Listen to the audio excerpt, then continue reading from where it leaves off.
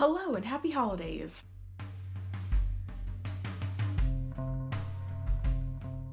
It's New Year's, which means that it's time to look back at what I accomplished in 2021 and figure out what goals I've got for 2022. So to prepare for this video, I went back and watched last year's New Year's video to see what goals I had then and see what things I actually managed to accomplish. Well, first of all, I'm completely not on topic, but I've gotten so much better at this than I was a year ago. Like, wow, it is impressive. So one of the main goals that I had for 2021 was to fix up my sewing room.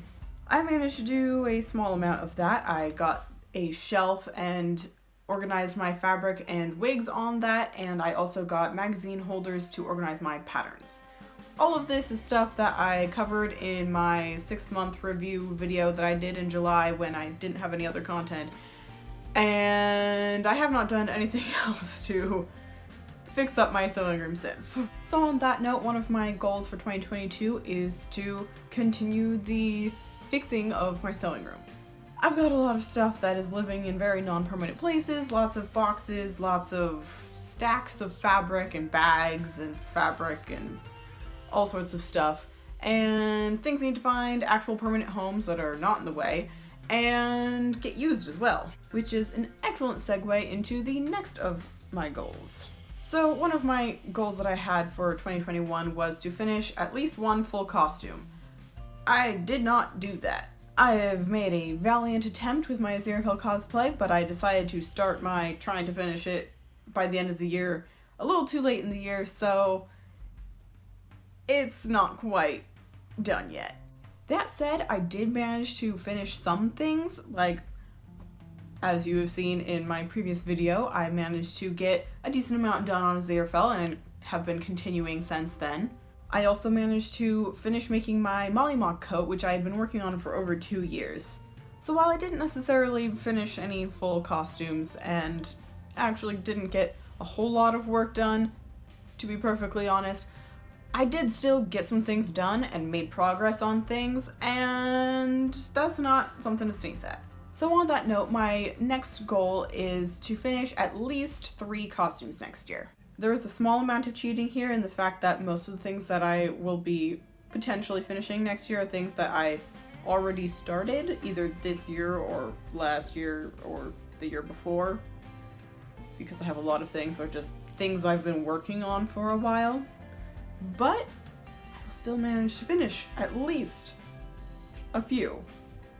A lot of the other goals I had for myself that I outlined in last year's video were things that were a bit more personal things, like writing, D&D stuff, and I kind of actually managed to touch on those a bit.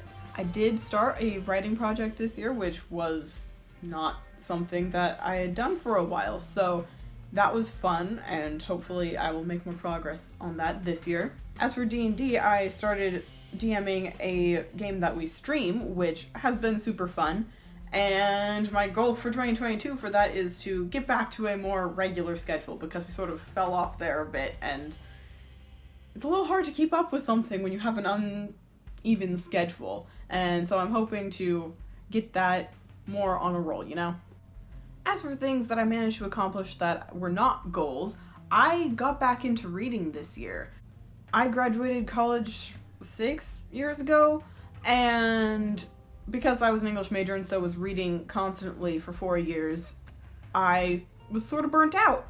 And by sort of, I mean really. And so I didn't really read for fun a whole lot over the last several years.